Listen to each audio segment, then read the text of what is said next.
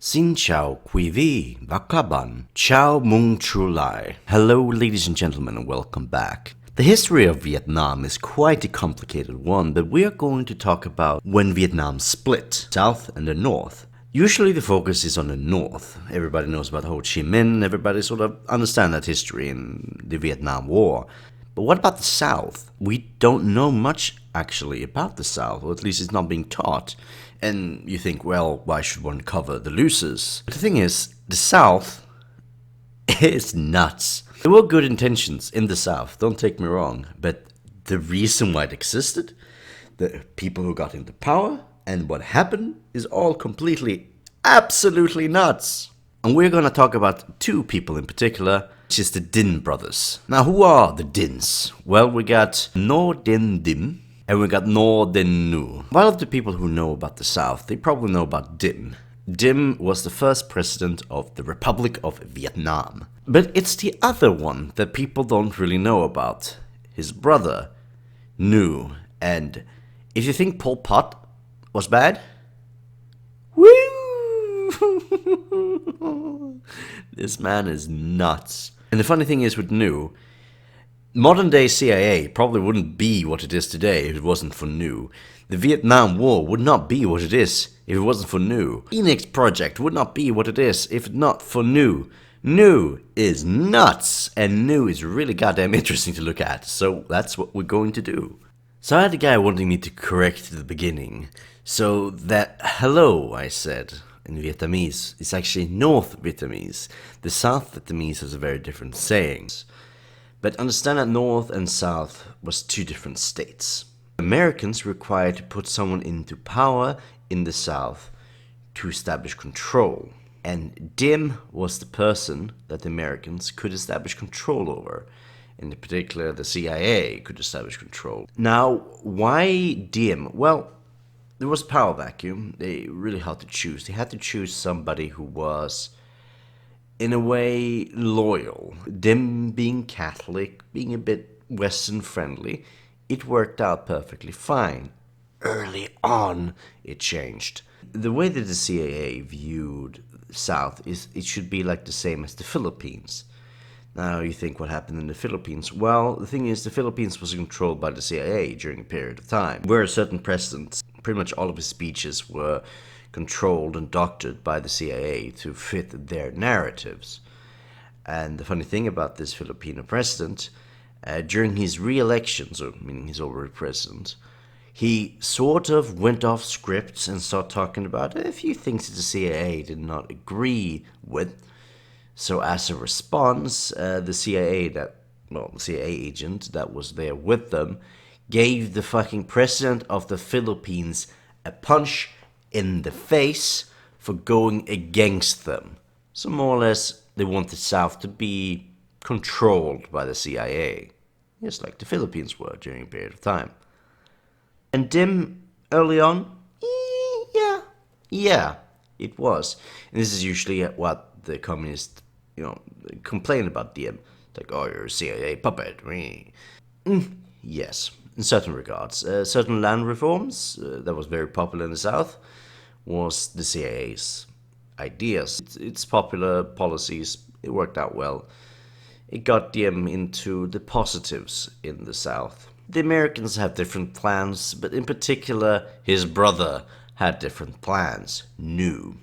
Nu was educated in France and were very in the idea of Catholicism and adopted things from there. Nu didn't even speak Vietnamese. He got actually into certain positions within the churches and, he grew because the man is not dumb. Like, yes, he's schizophrenic, but he's not a stupid idiot. Like, he's genuinely scary. Genuinely scary. So Nu knew how to grow into a position of power, but the thing is, you don't get the most power being the front man. For example, when Diem gave Nu positions in the government, which he told Nu that he could get, he declined it. Because that is not how you gain power. Nu wanted to control. He wanted power. Because only with his control and his power true Marxism could rule Vietnam. Alright, so let's talk about what this true Marxism is. Many people's critiques on Diem is that Diem is some sort of third positionist, fascist, nationalist, anti-communist. That's not entirely true. Yes, they're anti-communist in the sense that they're anti the Soviet Union style of communist, of a collective hierarchical society where the political power has control of industry and agriculture. Because, according to them, it creates imbalance. So, for example, if I explain to you New's ideas, you can notice it's quite interesting. New equates the evil of capitalism with that of communism. The equation was based on a personalist critique of the Soviet Union as a collectivized version of capitalism. In the latter, the party, in organizing the process of production for profit, usurps the role of the capitalist class in securing the exploitation of labor. Capitalism on one side and communism on the other are profits for only one class. To borrow Marx's critique on Proudhon's concept of social state, the collectivization of the proletarianized labor creates a papacy of production, one in which the Communist Party emerges as a despotic ruler of production and trustee of distribution.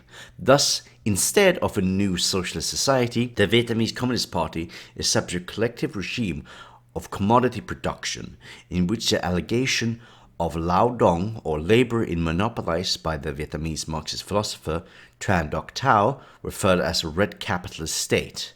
The people's labor as they, the communist leaders, can be satisfied, free and happy. The condition for a change of leader can be realized by delegation exclusive to a prime minister. The prime minister shall be appointed by the head of state, which the consent of the organization representing the continuous leadership of the nation. To avoid possible abuses, constitution builder can put in place. You actually get this prime minister, this leader, the head of state, by creating up national syndicates that will then push certain powers into national leadership position, but only for the sake of leadership, not for the sake of agriculture or industry, because they are decentralized syndicates of their own accord, not with the state or the party. So you understand where I'm coming with this? It's a decentralized society with a very strong figurehead in the middle, something that is in control based upon constitutional law. And the rest of society is decentralized, mostly built up by syndicals, meaning collectivized people's own labor into one interest group or one organization that will work for itself and the benefits of itself while coexisting in a bigger society. It's anarchistic in nature. And according to some people, this will then be defined as fascist. I don't understand that, how this can be third position. This is anarchistic. This is Marxist weird Bourbon anarchism in critique of Soviet Union.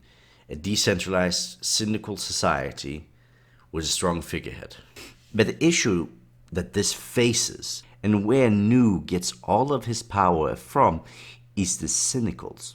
So the thing is, this is what they try to create in the society. Multiple areas of different organization on itself. And who do you think the head of state actually is? It's not Diem, it's not the president, it's New.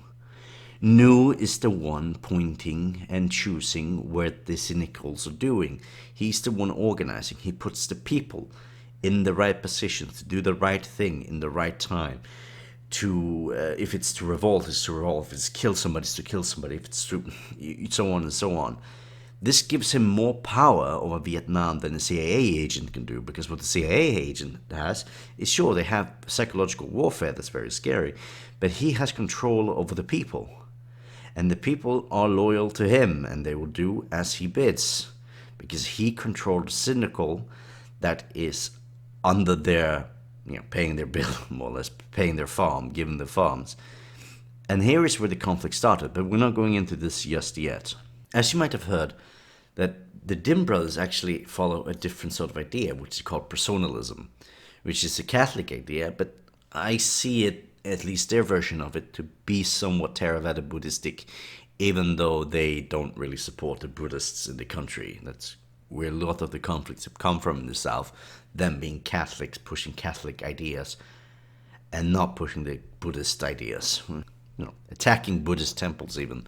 Their concept, personalism, is different from capitalistic individualism with Ayn Rand or communism, where everybody is cog of a machine of something bigger, of the organic state or the state. The personalist has an above value from a divine origin, while society is compared of the person.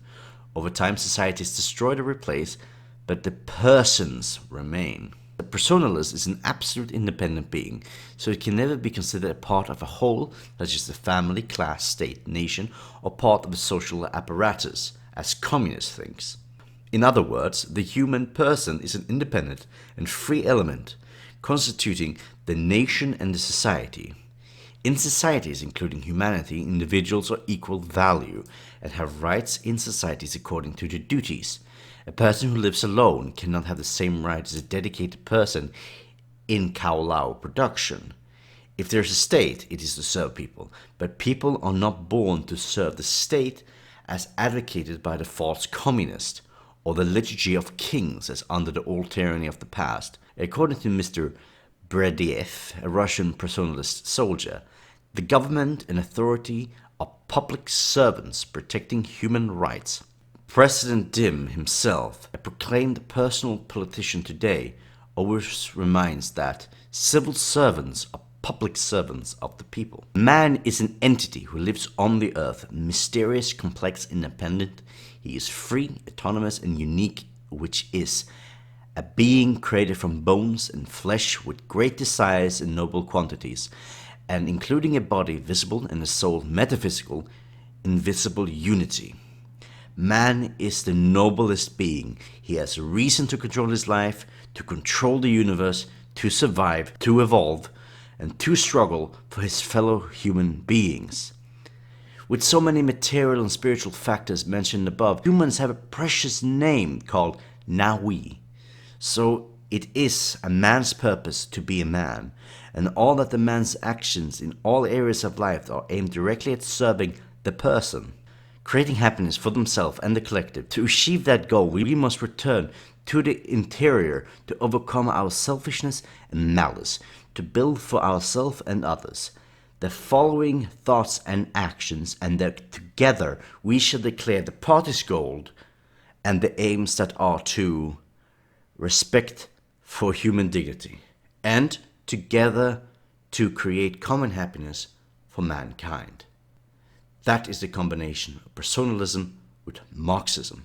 And this is what Diem pushed in South Vietnam. His party was this idea, his ideas were this idea, all given to him by Nhu. Nhu was the big brain behind the entire thing.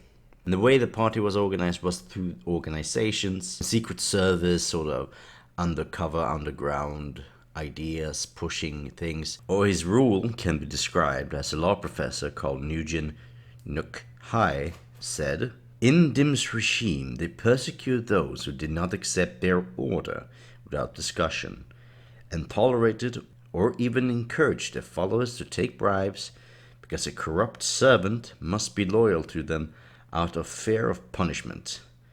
To obtain an interesting position, one must fulfill the 3D conditions: Dang, the Kowlow party; Dao, the Catholic religion; and Di Paong, the region, Central Vietnam. Those who met these conditions and moreover had served Diem before his victories over his enemies in 1955 enjoyed unbelievable promotions." Now I want to go into the second thing now we understand how Diem's ideas and policies and law worked.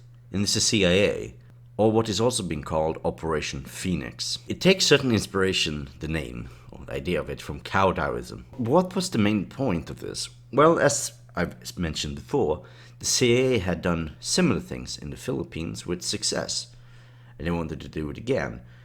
Now, when the war started in Vietnam, the Americans had an option.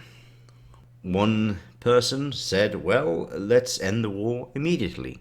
He suggested to firebomb Hanoi. American government like, no, that is too brutal. We don't want this brutal of a war, they said.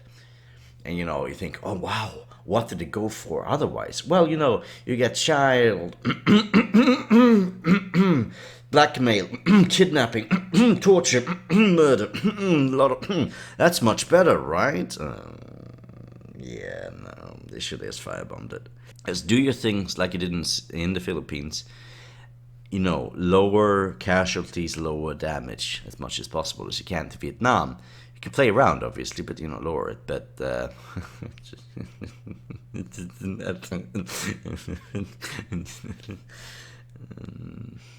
I don't really want to talk about what exactly happened, but trust me, it's pretty bad.